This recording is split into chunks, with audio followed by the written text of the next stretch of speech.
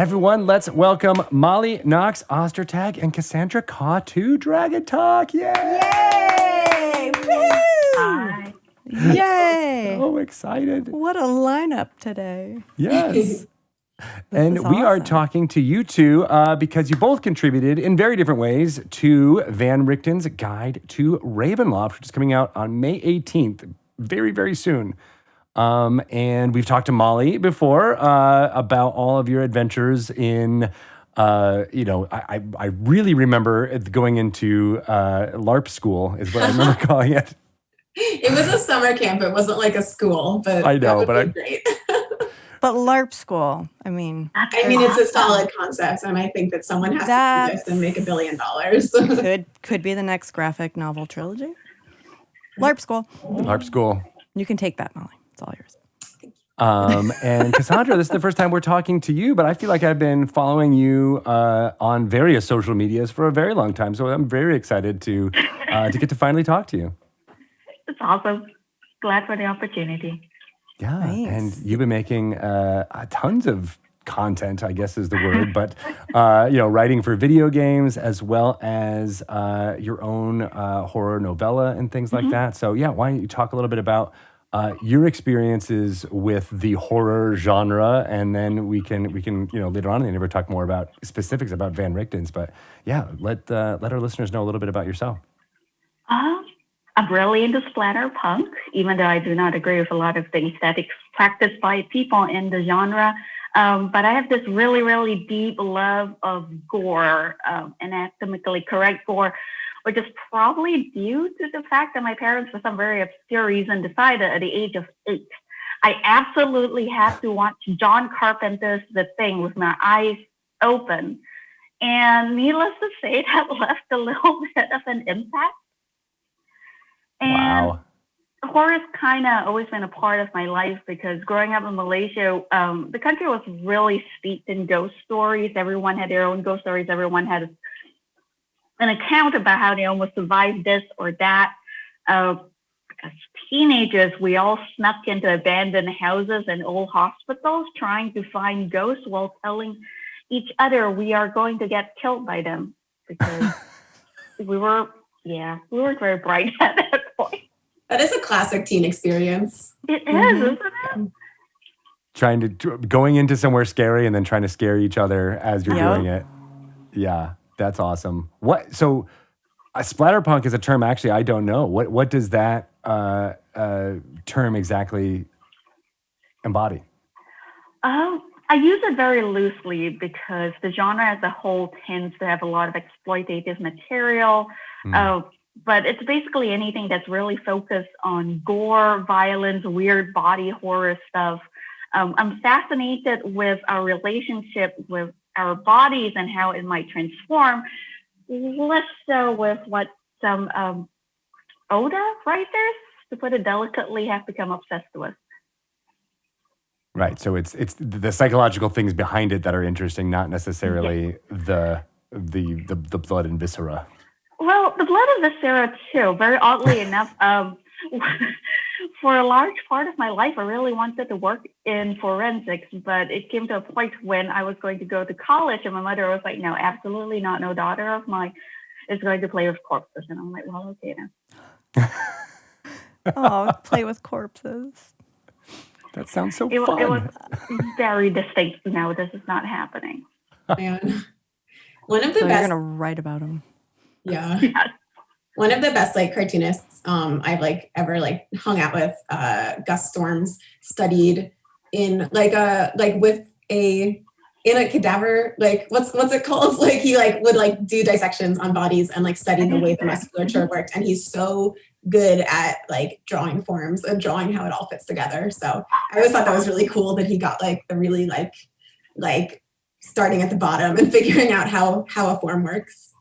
That is really awesome. I know. It is when you hear about artists doing, having models and things like that, and trying to, make sure that they're getting it anatomically correct. But yeah, getting right to the bone of it, and be like, how does this tendon connect to this muscle, to this bone? And being able to represent that in a cartoon is difficult. Mm-hmm. Cool. So are you one of those people, Cassandra, that if you had a surgery and the surgeon records it and gives you the DVD of it, would you actually watch that? Absolutely. Is that a thing that happens? Yes. Do they I have a friend who had a pretty major knee surgery, and he got the whole thing recorded. And we went over to his house once for dinner, and he was like, "Do you want to see my knee surgery?" No. Before we tear into these enchiladas, no. But thank you. Yeah, Wow. I don't want to see that on anybody, but it happening to me, I think would be. I think for some people, it would be really interesting, maybe even like clinical, and then it becomes less gross because it's like, okay, let me see, what you did here. And you know that you're okay. Like, you know that you did not experience the pain, and that there is not like someone who was like injured by this. Like, you're like, right, and I'm fine. Yeah. Yeah. I always thought that I was understand it in theory, but perhaps not in practice. Yeah. I have now a visceral memory of being young, so this is a different thing that can probably happen with most kids now, but I was going through the channels when cable had like 600 channels, and I happened upon an open heart surgery that was just being broadcast on some public access station or something, and I got to the point where the guy was sawing the sternum of a patient, and I was like late at night. There was probably a few inebriants going through me at the time, and I was enthralled for about 5 minutes, and then I immediately was like, oh no, I'm ill. I cannot watch this anymore. And I told people about it, and they're like, wait, how did that happen? How did someone's surgery just end up on television? That's wild. I don't know. Yeah, it's educational, I guess.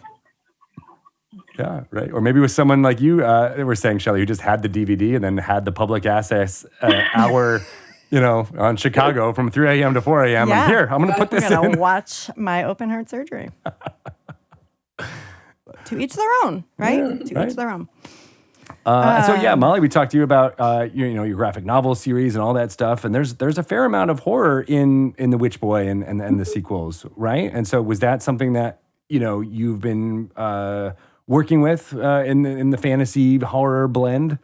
Yeah, and definitely like thinking about horror for kids, and kind of I was actually really surprised that like with the Witch Boy series, Scholastic let me go as hard as they did in certain areas of like having like children like eating like a rotten deer corpse and stuff as like part of their evil transformation. And I was like, this is technically middle grade, but they let me do it. And it's I think that kids have such an interesting sense of horror, and so like really digging into those, and like especially just like I think when you're a kid, there's like these like you get this sense of that something is wrong, but you don't quite know like what it is, and you don't quite have the agency to like do anything about it. So you just have to sit with this lingering unease. So that's definitely something I've tried to capture in my work at different times. I also did some writing on The Owl House, which is a show on Disney that was sort of billed as like a horror comedy. It was really fun. But yeah, that was so much. I'm so glad. Oh my God, that's so cool. I only wrote a few episodes, but I was on it for most of the first season. And that was just like, it didn't end up being, there's a couple scary episodes, but it almost was more just like horror as aesthetic, and like sort of just like how do we take these like Hieronymus Bosch style monstrosities and like body horror and kind of turn it into like a fun cartoon. So yeah, it's fun. I think the kids are really competent at handling that stuff. So going into Ravenloft, like I wasn't specifically thinking of writing for kids, but I think my work is always kind of in that realm. So yeah, it was definitely trying to capture that vibe. And I think in the Dungeons and Dragons horror connection, like I think writing with any audience member in mind is really important, right? Because you don't want to alienate people or do something that would off-put them, but you also want to play in this, aesthetic and scare people in a way that feels, not comfortable, because you'd want them to be a little uncomfortable, but in a way that isn't, crossing any lines. Yeah. And in doing so with kids as an idea, it's something that's probably really strong for any dungeon master out there who's thinking about dabbling in horror to think about it.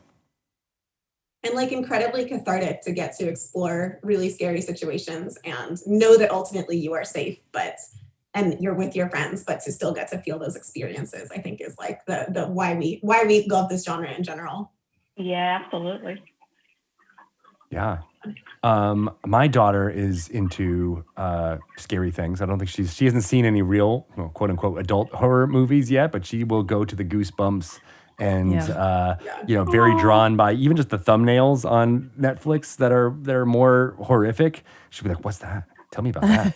What's Well, that like going on?" every time I've done a comic workshop with kids in the age range of like 8 and up, they all love Five Nights at Freddy's. This is a couple of years ago, so maybe we're on something new, but it was like 8-year-olds being like, and all the comics I'm drawing are about Five Nights at Freddy's. And I was just like, I played this game once and had nightmares. Like, I don't know how you did this, but I think it's just like, it almost is like the things that are scary to kids are a little different than the things that are scary to adults. And so they just like engage with it in a really different way.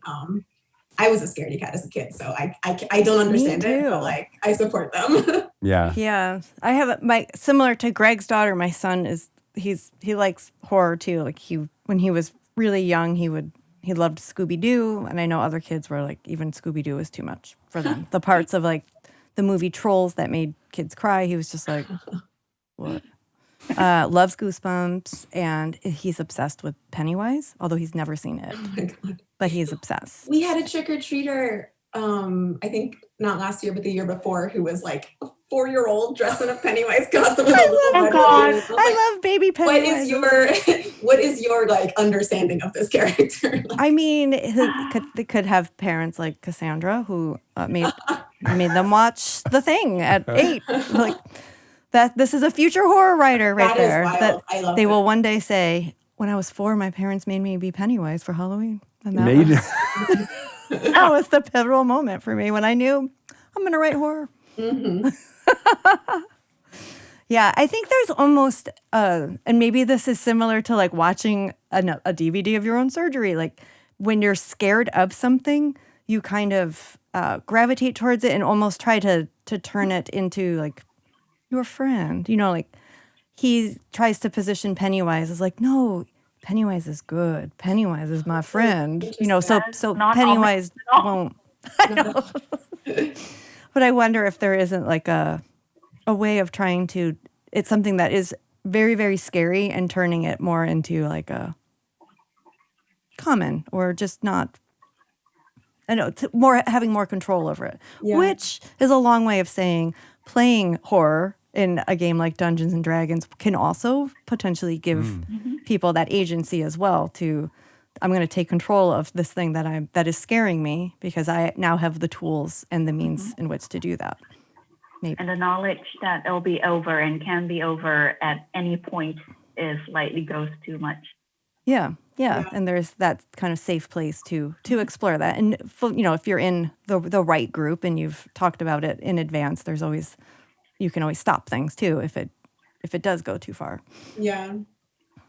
So Cassandra, have you played a lot of horror RPGs in your life, tabletop RPGs? I was a very, very large fan of the World of Darkness franchise. In my earlier years, slightly obsessively so, it got to a point where I had several of the rule books completely memorized. Whoa. Wow. Nice. But yeah, I did do a lot of horror RPG stuff. I remember being really fascinated in particular with Wraith the Oblivion and how it addressed the idea of the afterlife and so on, but in this kind of weirdly melancholy way. And I was like in my mid-teens, late teens, so that was a really interesting experience because you kind of start realizing that you're, finite around that age, I feel. Yeah. Like it happens a little earlier when your first pet dies, but it's not really until then you're like, wait, life has only a certain length. So that was an interesting thing to get into during that phase of my life. And what was it about? I cut you off, Molly. Go ahead. No, I was just gonna say that's really cool. Oh yeah, because I love fandoms in general. So whenever people kind of wrap around and really embodying a fandom like horror and especially gaming, like I feel like what was it about running those games that felt different than watching a movie or reading a book in that same genre? Sorry, could you repeat that? What was it about the tabletop role-playing experience of Vampire or Wraith Oblivion, as you were saying, like that felt different than just passively watching a film or reading a book? I mean, I think you've explained it like in the question itself. Active participation is very different. There's no sense of being one step removed when you're interacting with the elements when you're there. I think when you get immersed enough, there's a part of your head that sorts of, it forgets where you are and your role in a situation and how you factor into it. And it kind of lets you process whatever it is that you need to process on a very real and very personal level while still retaining that sense of, I am still in a safe place. And I think that applies as well to like video games and so on. When I was, Greg, I know that the last time I was on here, I talked about LARP camp a lot, but like I like went to LARP camp when I was a teen, and my favorite games were always horror. And because they were like a haunted house, but like to the umpteenth degree, like people can grab you and throw you around, and like it's your friend, so you know that you're okay, but like it's so fucking scary. Sorry, so scary.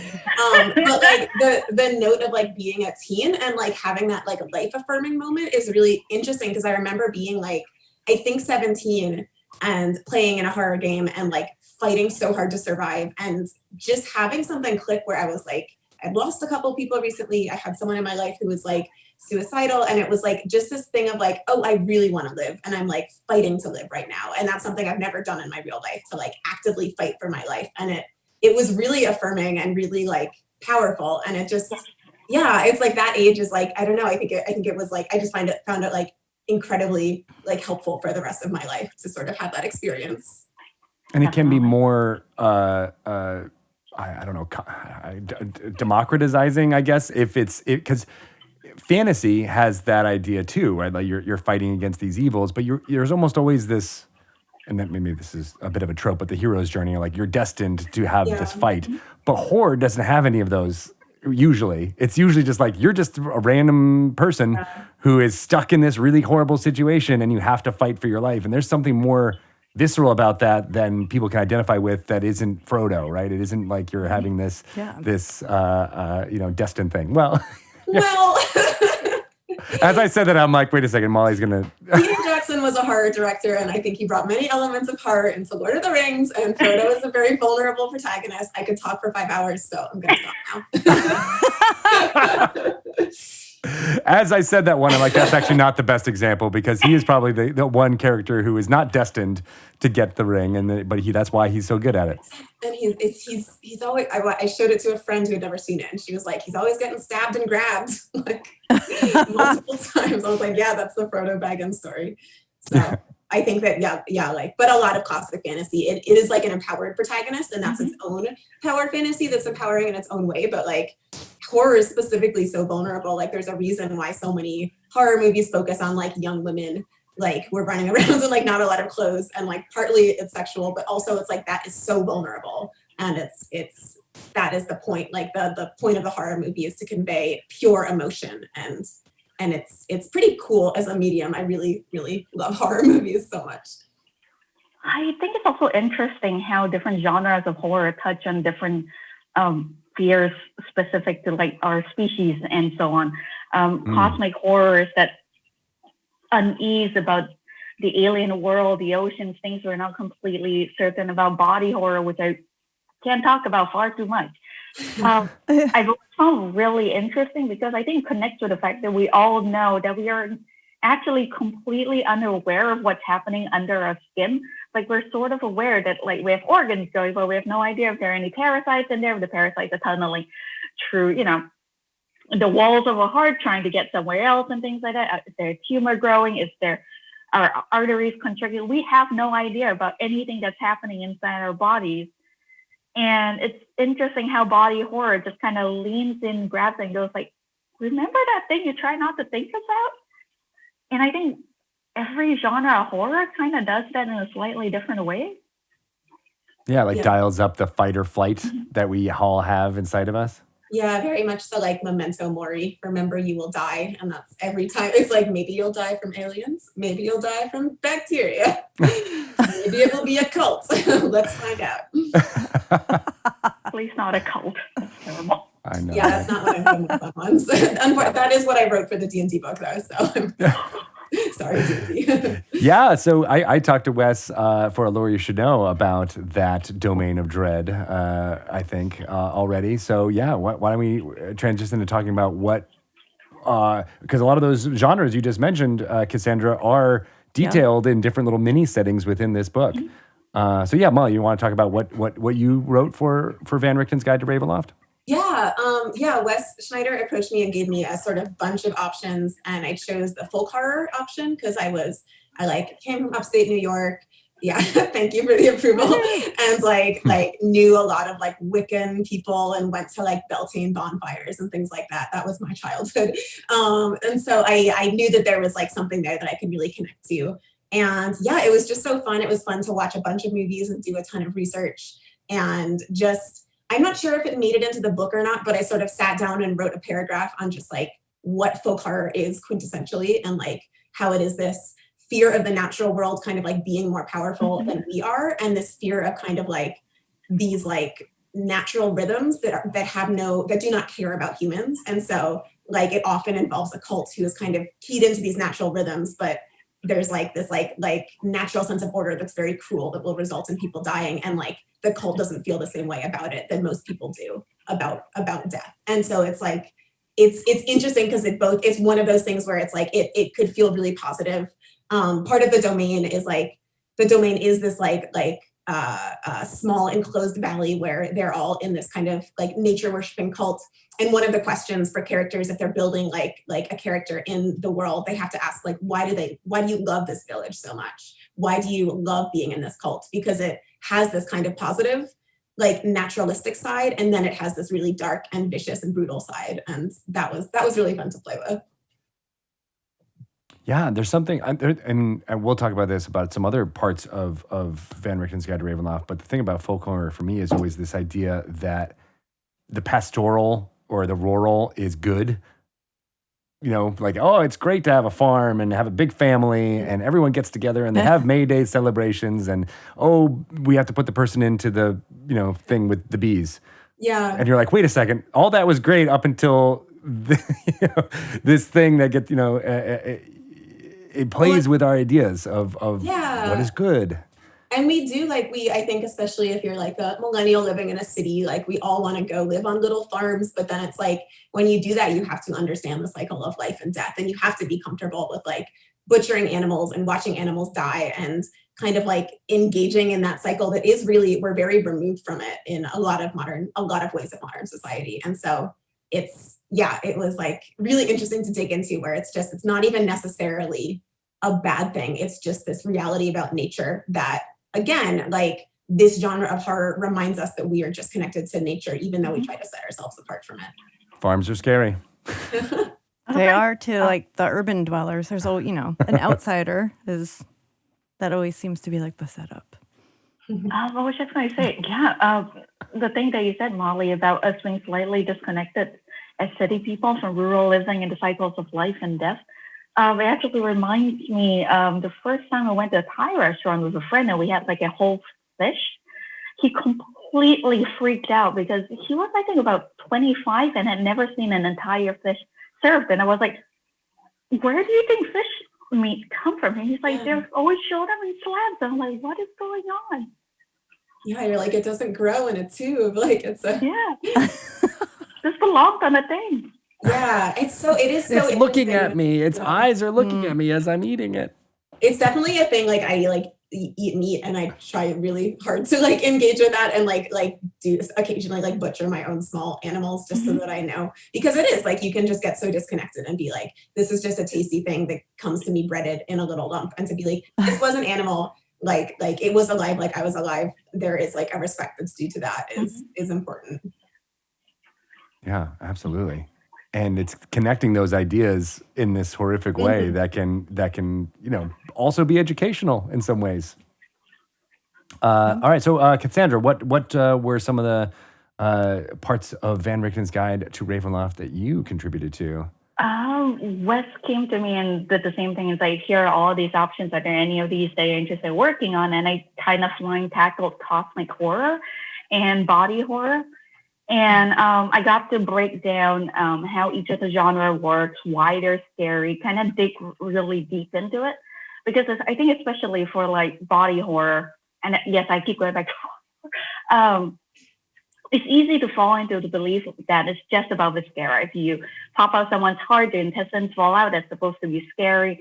And I talked a lot about, and I'm not quite sure how much of that was retained, about why that's scary, the little elements, the little things, how a small lesion that keeps growing in the back of your neck, and it's just in different ways from hour to hour, for example, is possibly less scary than somebody running around holding his heart in his hand. And I gave the same treatment for cosmic horror, kind of touching on the idea of that fear of the other, fear of the alien. And because it's such a loaded genre, because of its history, just kind of moving it as far away as possible from its more problematic elements. I got to do a little bit on the domain of the Sea of Sorrows, but I think that one became a whole meshing of other things together. But it still turned out really cool, and I'm very excited about all of it. I'm really excited to read your take because I love the idea of cosmic horror, and it is, people are just always like Lovecraft, tentacle monster, and it's truly the most boring take and so stale, and there's so much more that it could be. So I can't wait to read that. I'm going to interrupt our host and say you really must read Ring Shout in that case. That is one of the best books I read in, I think, 2020. It completely blew me away. It's historical fiction to extent, and it hits on the idea that the KKK are just monstrous, but just outright monsters. And it deals with it in such a brilliant way. I remember just swearing out loud in appreciation by the end of the first chapter. Like, what is it? What's the title again? Ring Shout. Ring Shout? Cool. I'm writing that down. Nice. Sounds really good. So, I mean, my understanding of cosmic horror is the Lovecraft tentacles. So what is it about the idea that there is something larger and more alien out there and we don't know what it is and it could be with us now at any moment? Is that what is it, the thesis statement for what you think cosmic horror is? I think it's different for everybody, but for me personally, I think it connects to the fear. Like you said, there's something larger and more alien out there, but it's not that it's interested in us and that it might be here with us. It's just the possibility that we're completely and absolutely non-entities in its eyes. And if it kills us, if it destroys us, it's, just part of an alien purpose, and it might not even notice that we're there to begin with. And that sense of just kind of being expendable, extraneous, is something I think we're socialized to not really be able to grasp our mind around. And I think the genre becomes really problematic when we would transpose that fear onto other people and things that don't look like us, people that don't look like us. Because when that happens, I think that instigates the desire to go, okay, that thing is unknowable and terrifying, and we have to go after it. And that is a whole different conversation that I could be having that we're having right now. No, I mean, that makes total sense. Yeah, and it's just so cool because it is, I think Lovecraft was like so hampered by like being incredibly racist and xenophobic, and it just is like, I feel like the real thing of like cosmic horror, where you think about there being a giant entity that doesn't care about us, makes you feel really close to other people, because it's like we are the only people that we are the only like things that can acknowledge that we matter. Like this giant thing does not know about us, and that's, I feel like that it can be very like life affirming too, in a way that is often missed. It's like the old Douglas Adams joke where, the ultimate, most torturous thing that you can do to an entity is to show a huge map of the universe with a small arrow that says, you are here. Yeah, I love that joke. And it is, it's true. It's like the idea that you're powerless to stop this thing that's just all consuming and will destroy you just because you're an obstacle in the way, not because you are an entity at all. Like, it doesn't even know that you, like we don't know the individual names of all the bacteria on our hands, but we'll wash them and kill them, and we don't know. We're the cosmic horror to those bacteria. Right. Sorry, Bob. We're the cosmic horror to them. They can be the body horror to us. We can be the body horror to the giant cosmic They can be like, It's what just are one those big tiny humans circle. doing? A big horrible horrific circle. Yeah. I love that. So you have both written so like many different types of, I mean, like novellas, an animated TV show, graphic novels, and now and a lot of work on games. Is it different with horror on all of those different mediums? Do you have to write it in a different way? Do you have to see it in your mind in a different way, or is it just horror just translates well to many different mediums? I'll start with, how about Cassandra? I'm still pondering, but I think it actually translates fairly easily to various mediums. Like fear is universal at the end of the day, even if we're very different depending on our upbringing, where we're raised, and so on. We understand those fundamental fears. We understand being afraid of our bodies, being afraid of the unknowable, being afraid of the water and things like that.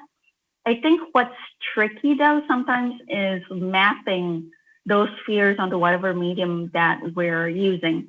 And especially when we're talking about things that are really interactive, like video games or tabletop games, you only have a finite set of tools to explain your understanding of things, and then it becomes a challenge of seeing how to jigsaw all of it together. But horror as a genre itself, I think, translates well to virtually everything. Yeah. Yeah, I think it really exists in different, I think a lot about different, like the differences between mediums, but yeah, I think like something like film or TV, it's something that is happening to you. And that's why we have things like jump scares. It is something that you sit down and the scary experience happens in a box in front of you. And that's one experience. A graphic novel is like, for me, it's always more about cultivating a feeling of unease because I know that I can't do a jump scare. I know that like, I could draw something scary, but it's still going to be in my style. I probably won't be able to give like a really scary image. There's definitely artists who are like the exception to that rule, like Emily Carroll, who does like incredible horror comics. But yeah, like working in something that like in this like arena of writing for D&D, and then like when I've run like horror sessions in my games, I found it to be so cool because you can really get into people's heads and do this really, it is like, it's stuff that you couldn't quite show in a graphic novel or a TV show where, like Cassandra said, like the little lesion that's like slowly growing and it's not that big a deal, but it's your body. And so you are constantly aware of it. When I was running I ran a D&D session where everybody was like slowly getting cursed by a demon, and every night they would roll. And if they got a bad roll, they would have like a nightmare about the demon, and they'd wake up and something about them would change. And so it was just so cool to wake up and be like you wake up and like one of your teeth has turned black, or like you have a little patch of scales and you think it's growing. And to just have these little physical things that are like, for the player to imagine their character having that was a kind of horror that like I couldn't have conveyed through any other medium. Because it was the roll of the dice, right? Because you're like, well, it's not even me, the dungeon master, who's doing it to you. It is fate that gave that to you. This feeling of like this could happen at any moment. But then just also the intimacy of, I mean, I think books like prose novels share this as well, where you just can be inside someone's head in a really, really cool way. And so you can start to hint at like, like delusions and disordered thinking and pains and things that like you can start to wonder what's real and what's not real. Like there's just a lot of really interesting things you can do with that more intimate kind of storytelling. Mm-hmm. Yeah, absolutely. I actually think that applies as well to like video games. I think of Amnesia a lot, and how just having the mechanic where you can kind of hide inside rooms and pull yourself into closets, like that is absolutely terrifying because you don't know where the monster is, you don't know what's going on, and you kind of can peep out of the cupboard. And I think it is very similar to what you're describing. Yeah.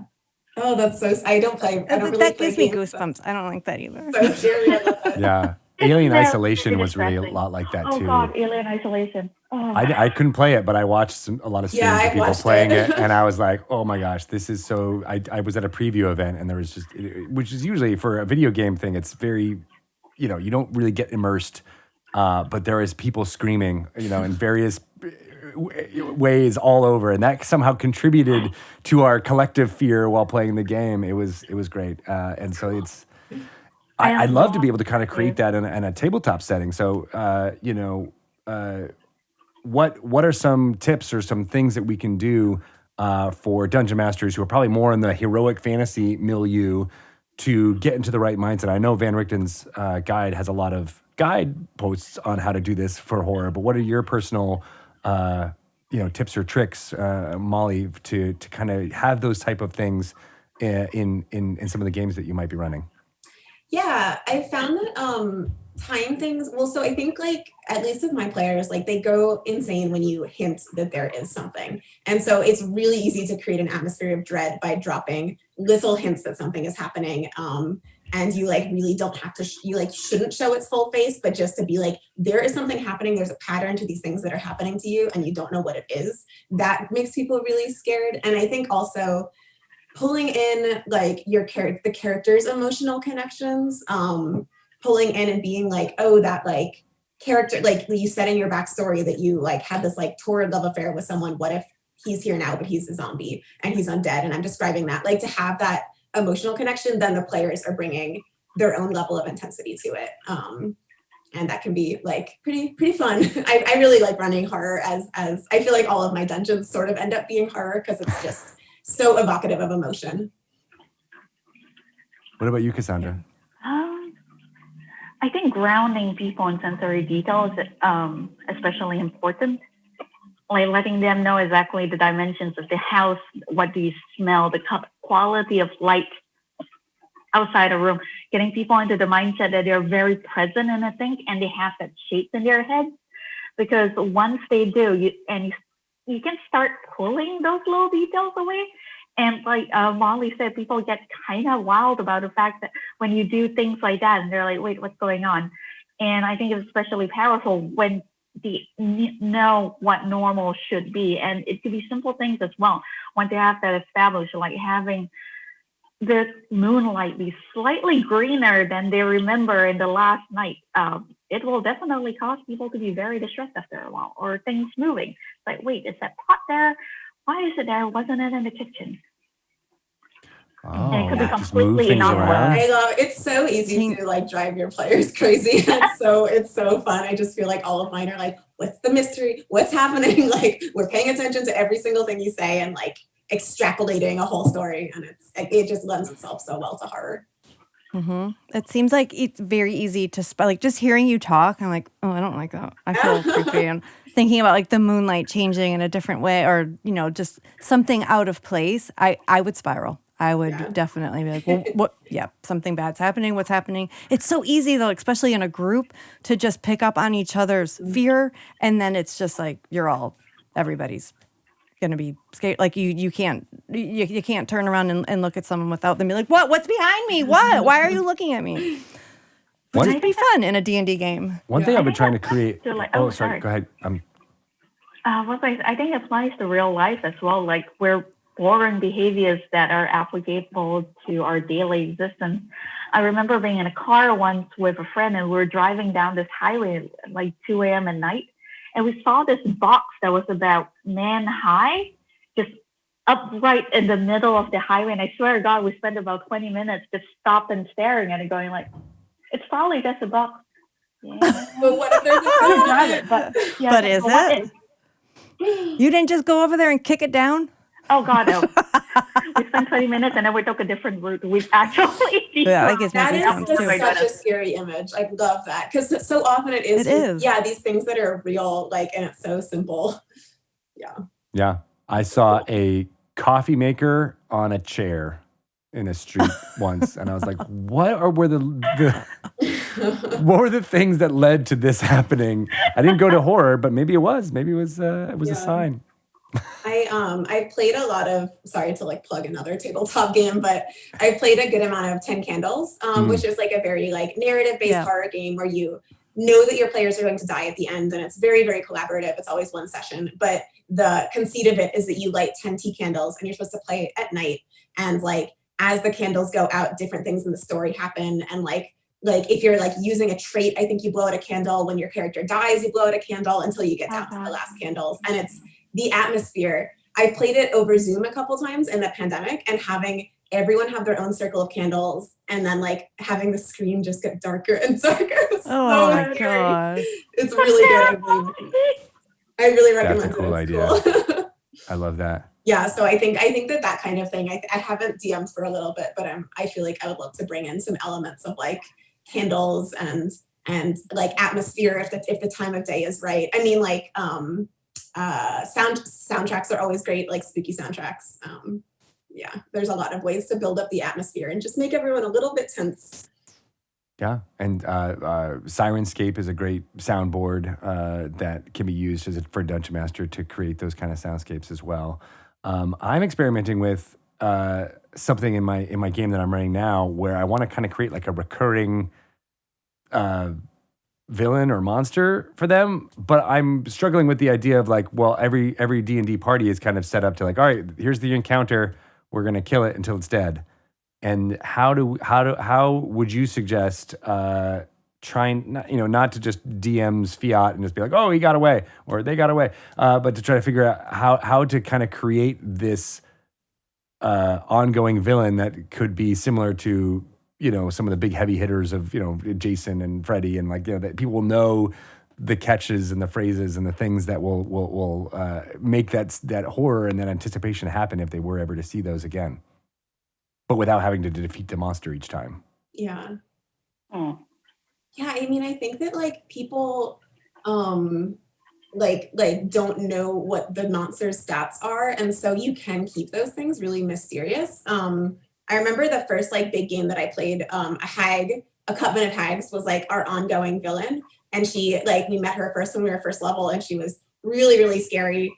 And we were all kind of traumatized from that encounter. And like, even when we didn't know that hags were like not super high level. So even when we kept meeting her at like higher and higher levels, we would like hear a sign of the hag and like everyone would just book it because we didn't want to like have to be involved with this. Like it went so poorly for us the first time. So yeah, I feel like the idea, and she was so scary because she was like trying to mess with us and trying to kind of like make bargains and like do these like evil little riddles, like she was playing with us. And so it was like, this isn't just a monster, this is like a malicious force, and she could be anywhere, she could be doing anything. So yeah, I suggest that kind of thing. That's a good idea. Sometimes when I get like I have a thing for witches. I think past life or something, but I always wanted to be a witch. Current life. Current life, I pretend I am. Really into the Hexbloods in Van Richten's Guide. Yeah. But sometimes, like, if somebody gets me really angry, I always have this fantasy of just like babbling at them, just staring at them, and then just saying words and just making them think, like, what did she just do to me? I have never been brave enough to actually do it, but I think about it. I think I'm going to try. Yeah. It works. It was. So some people got really angry in my family when I was a lot younger, and I remember we were creeped out for weeks because this one guy showed up and was like, "I've killed a black rooster and I've used its blood as a sacrifice, and I've wished misfortune on your family." And I was like, "What?" And just left, and we were like, "Okay then." Yeah. Sorry. Sorry about that. It's I so, don't know what to do with that information. I mean, it just like is weird how like even just so much horror is such a basic, like, what if someone is outside your house and they are mad at you, and they are not following the normal social protocol of like how to deal with anger, and it's like the scariest thing in the world. So I think often like making a recurring villain, just when it gets really personal for the characters and like it feels like the villain is out for them personally and is like maybe watching them all the time, like that's so scary. And that's so scary to have a person leave a rooster outside your door. I know. Greg, can you use that? Like something like maybe the villain believes they wronged him in some time of their lives, and they must avenge for that now. Right. Get some more motivation there in the backstory. The problem is the characters I'm playing with don't have a lot of backstory. They're very much the like show up to a D&D session and I want to kill monsters type of thing. So I'm having to build a lot of the psychological neuroses things of my own as the dungeon master. You have to do a Grendel's mother situation where they killed the child of a much more powerful monster. Oh, that is a great idea. Yes. Yeah, and I think I've got the seeds planted for that already, honestly. So, all right, good. I'm going to use that on Wednesday night. Don't tell Bart, Shelley. I'm not going to tell I him. play a session with Bart's husband, so the things I say here are in the cone of silence. Oh yeah, totally. I never, and I also have a terrible memory, so I usually just forget by the time we're done with these interviews. I don't know what we talked about. Nope. I'll just listen to the podcast next week, like everyone else. Greg, you can also, there's so many good tables in this book that you could, if they're not giving you a backstory, you should just give them one. Ooh. One of the things that I like super creeps me out also in this book is the reborn. Like the idea of like knowing that you were dead before and like having flashes of potentially of like how you died. And then is it going to happen again? I don't know. I just think dungeon masters are going to have a lot of fun with this book. Yeah. But players too, because I want to play it all. Yeah. So I hope that all of what we've been talking about here, as well as all of your work in horror, kind of does. I mean, we've had a lot of stories being told around, the Curse of Strahd and the Barovia storyline, and there will still be more to come because I think that type of gothic horror is something that will be with our culture and gaming forever. But I'm really excited about the new types of genre horrors out there, and your work. Both of your work is going to, hopefully elevate that and get more cosmic, more body horror, more folk horror, more of the amazingness out there so that we see a lot more variety in the stories that can be told around the table. I'm really excited about it. I'm so psyched. I can't wait to read the rest of it and see what everyone did with all the prompts. I'm so excited. Yeah. I know. Just think of all the streaming games that are going to come with some of your inspiration there behind it. It's really cool. I haven't thought about that. No, that's horror. I know. That's a totally different kind of horror. The next book that we have to do in this milieu is all about imposter syndrome and how scary public speaking, imposter syndrome, having to introduce yourself, small talk at a party. Oh my God, no! Worst horror ever. Exactly. I'm trying to think of like what's the horror genre that's like analogous to that fear. I don't know. I feel like it's being like put into the wrong body, and you have to pretend that you're that person. And that if you're not smiling, you die. Everyone's treating me like I'm someone, but I'm just an idiot. Yeah. Yeah. Don't worry about it. Everything's going to be fine. Just if you say the wrong thing, you're going to be killed. So good. You're going to be fine. Don't mess up. That's what it feels like, right? Yes. Awesome. Well, I love talking to the both of you. Very creative, very excited about all of this. And Van Richten's will be in people's hands very soon, May 18th. And so I can't wait. And it's going to be great. So thank you both of you for coming on and talking to us. Thank you for having us. Yeah, thank you. It was so nice to see you guys again. I'm Cassandra. So nice to meet you. It's nice to meet you too. I'm a huge fan of your work. I know, it was nice to see. It was nice to see you two, kind of fanning over each other's work. That was really great. Yeah.